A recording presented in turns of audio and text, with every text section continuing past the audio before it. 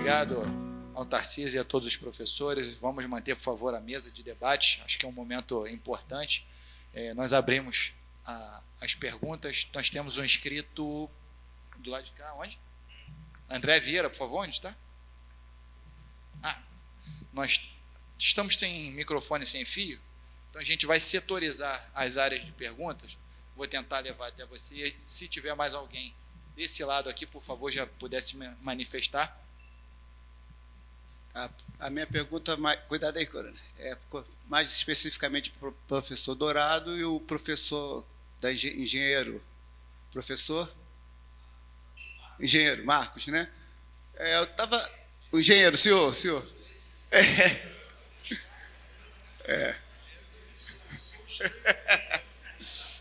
Professor Dourado, eu estava conversando, a gente tem visto que a incidência de tremores no Brasil, né, inclusive com até mortes sendo já relatadas. E nós tivemos recentemente esse evento que teve lá em Gramado, né? E eu conversando com o meu orientador na época, o doutor José Ribeiro Aires, a qual ele mandou um abraço para o senhor também, geólogo ambiental da Petrobras.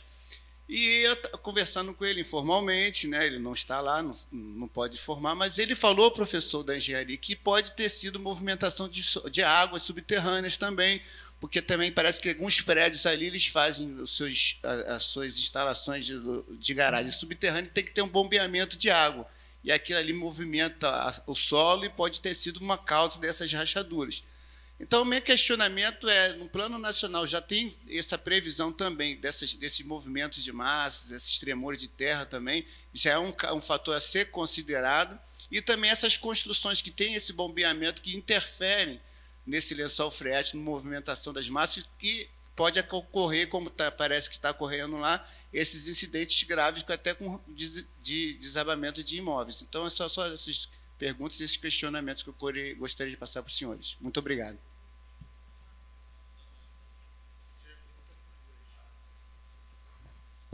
Tá, então, vamos lá. A visão do Plano Nacional.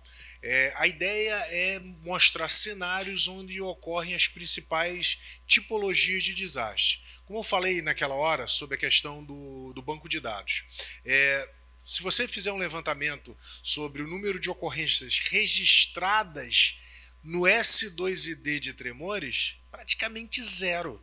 Então, a Defesa Civil, através do banco de dados, não enxerga isso. A gente sabe que tem regiões lá, Rio Grande do Norte, norte de Minas, tem problemas de tremores. Então, mais uma vez, a gente devolve o problema para as defesas civis locais. Esse tipo de ocorrência ela tem que estar registrada para a gente conseguir enxergar. Entendeu? A questão da subsidência criada pelo bombeamento de água.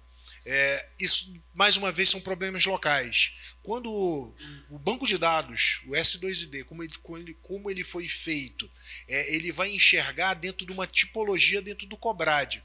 Por exemplo, nós tivemos grandes problemas, minha chefe que não ouça aqui, né, a questão das chuvas intensas. A gente sabe que chuva intensa não é um processo perigoso, não é uma ameaça, é o fator deflagrador. Então tem alguns ajustes que a gente tem que fazer. Por exemplo, teve subsidência.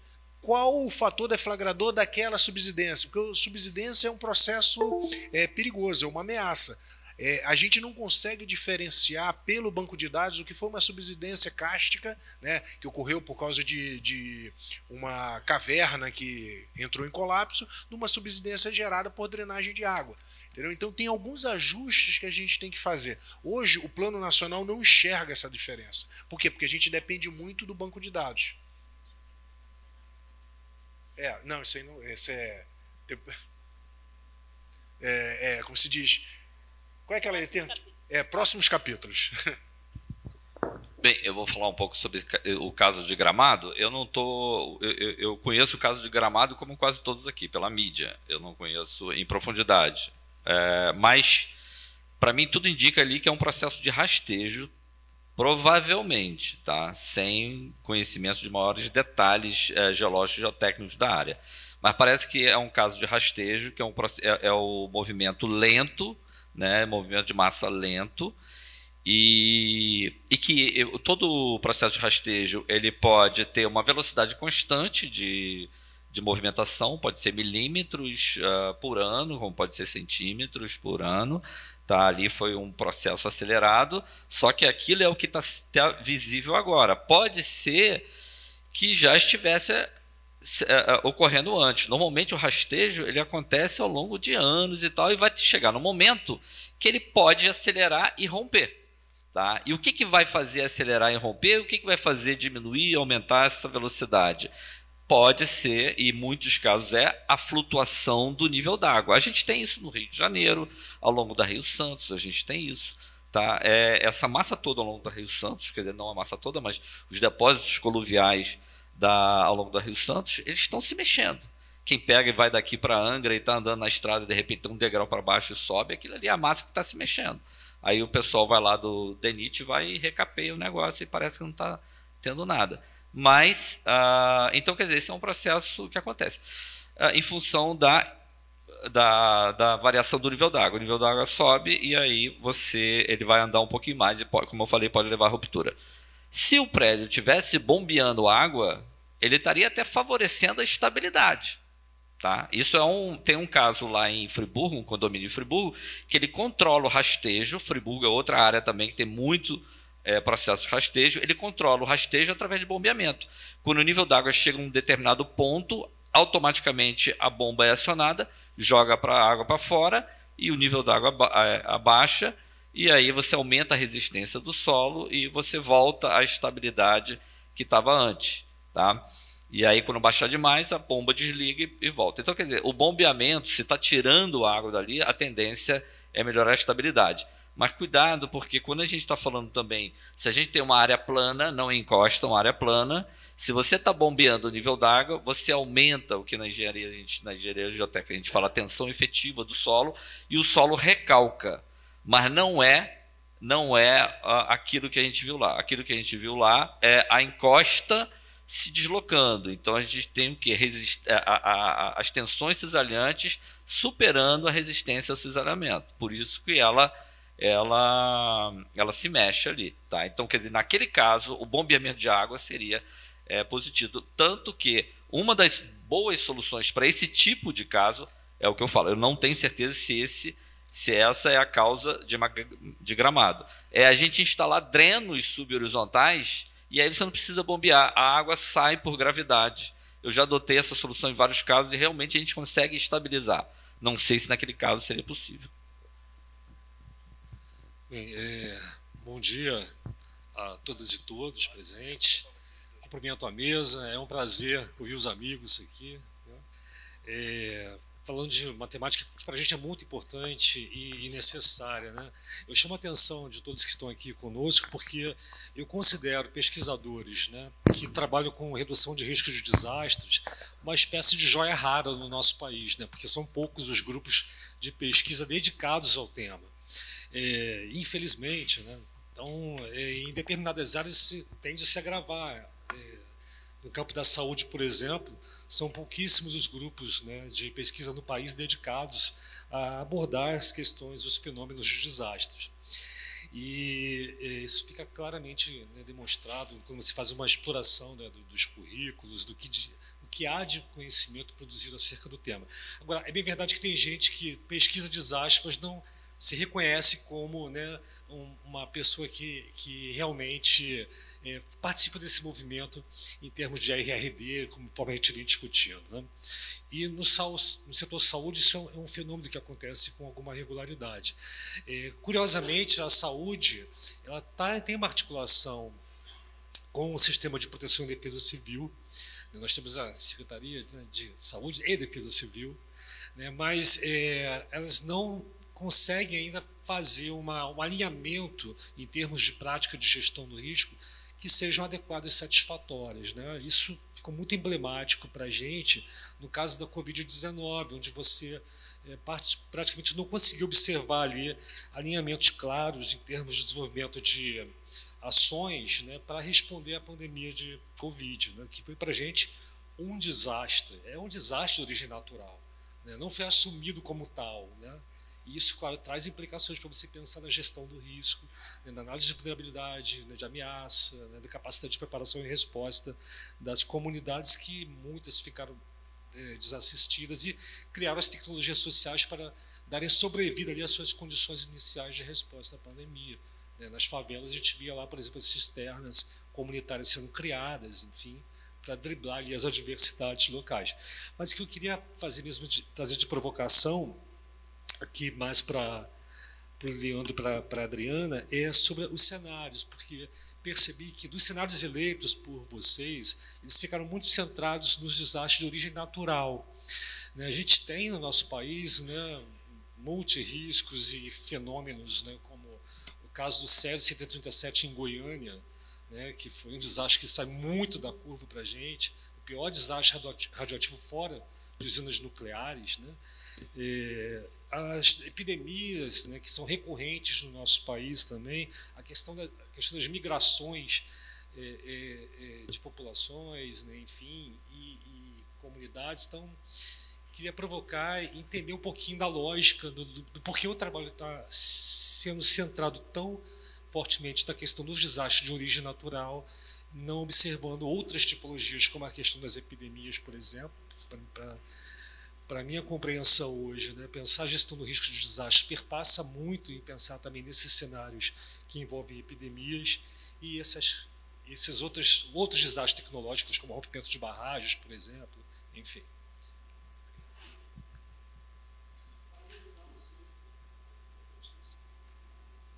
Você repete seu nome, por favor, só para tomar nota. Eu sou Alexandre Oliveira, professor da Universidade Federal do Rio de Janeiro, onde eu lidero o grupo de ensino, pesquisa e extensão de saúde em emergências e desastres.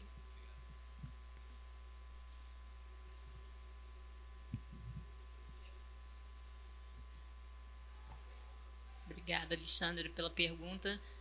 É sempre bom encontrar com você. Já tive em bancas lá, então, saindo um pouco da engenharia, é sempre legal participar de bancas em outras universidades, em outros departamentos. A saúde está, sim, em voga no plano nacional. A gente tem a Fiocruz como uma das universidades parceiras, através do pesquisador Carlos Freitas, que atuou muito fortemente na pandemia. E em relação à sua pergunta, em relação aos cenários, nós fizemos cenários, como o Dorado colocou, considerando as maiores ocorrências no S2ID, e usamos, inclusive, a base do Atlas Brasileiro de Desastre, porque já é uma base tratada, já que o S2ID é processual e tem muitos erros. Então, por isso, essa perspectiva para os cenários de desastres de origem natural. Isso não significa que outros tipos de desastres não estão sendo considerados no plano. Estão, sim. Quando a gente fala de políticas setoriais, a gente está trazendo diferentes órgãos. Nós fizemos uma reunião interministerial com mais de 100 participantes, olhando para como a temática de gestão de riscos e desastres está sendo tratada em cada um desses órgãos. Então, a gente traz sim, mas não com cenários, porque a gente não tem a série histórica de forma oficial na SEDEC para tratar disso. Alexandre, só mais um ponto. Assim, nós partimos de algumas premissas, né? Por exemplo, eu tenho algumas frustrações. Eu queria ter feito muito mais, mas o que me limitava, o que nos limita muito é a base de dados. Tá? Então, quais foram as premissas que a gente tomou? Primeiro, que a base de dados que a gente deveria utilizar fosse dado público, número 1. Número 2, cobertura nacional.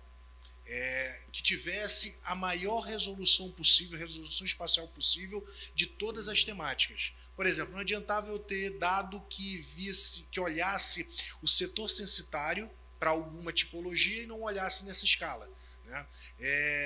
Vamos lá, o que mais? Era cobertura nacional, possibilidade, ser oficial, possibilidade de atualização no menor tempo possível. Por exemplo, se a gente pensa em dado censitário, de censo, né? É de 10 em 10 anos, o resto é extrapolação, entendeu? Então a gente tentou criar um produto que você olhasse a estiagem e conseguisse fazer a mesma métrica para vendavais, para poder ter uma comparação, né? Então, por exemplo, como eu falei para você, eu queria olhar a nível de IDH, colocar o IDH na conta, mas o IDH não é um dado oficial brasileiro. E aí depois, imagina um gestor de defesa civil toma uma atitude baseado num dado que não é oficial e acontece uma tragédia. Depois alguém vai perguntar, por que você não usou o dado oficial? Por que você usou, não é o caso do IDH, mas o dado que veio do seu João das Couves? Pô, mas quem é esse cara? De onde veio esse dado? Entendeu? Então a gente teve essa dificuldade de escolher dados oficiais com uma resolução abrangência nacional, com a resolução melhor compatível e assim por diante. Foi uma dificuldade, cara. Obrigado, Adriano e Dourado. Dado o tempo que nós temos para o debate, temos algumas outras perguntas. Eu mesmo tinha uma pergunta a fazer, mas a gente vai interromper por aqui. Eu gostaria, se os senhores professores tiverem disponibilidade, o Marcelo Vieira vai os interpelar daqui a pouquinho para fazer uma entrevista em separado. Então, se houver alguma pergunta que não foi contemplada, podem passar para o Marcelo Vieira, que ele vai fazer essa entrevista direto. A gente vai hospedar no YouTube, se todos concordarem, obviamente, tá? E a gente tenta abarcar a todas as perguntas possíveis. A gente vai ter um intervalo agora de 10 minutos. Nós temos ali fora água, café, um bolo. Fala. Posso fazer uma sugestão Claro. quanto a isso? Você pode elencar essas perguntas, mesmo que a gente não consiga responder agora, você pode, pelo menos da minha parte, eu imagino que os colegas também, você pode depois passar para a gente essas perguntas, a gente responde e você disponibiliza pelo meio que você achar melhor. Sem YouTube, problema. Instagram, seja lá o que for. Legal, obrigado. Tá, pelo menos da minha Faremos, parte. Marcelo, toma nota. Tá, e aí eu peço que a gente tente ser breve e em seguida a gente retoma com a apresentação de alguns estudantes.